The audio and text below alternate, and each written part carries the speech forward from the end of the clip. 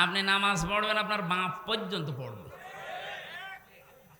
বাংলাদেশের সামনে ৩০০ জন এমপি হবে, ১৫১ জন যদি এবার কোরআনের পক্ষের মানুষ সংসদে যেতে পারে, কথা বলে না কেন, তারা প্রথম অধিবেশনেই বলবে মাননীয় স্পিকার আমরা নামাজের বিল চাই।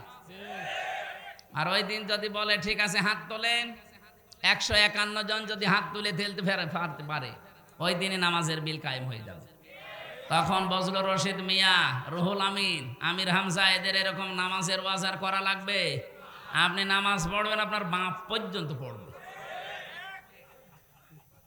এই যে 18 কোটি মানুষ নামাজ চালু হয়ে গেল, আপনি হয়তো ভোট দিয়েছিলেন হামজাকে একটা, 18 কোটি মানুষ নামাজ পড়লে যে সওয়াব হয়, ওই সওয়াব প্রতিদিন পাবেন। জাকাত, জাকাত ভিত্তিক অর্থনীতি তারা কায়েম করবে।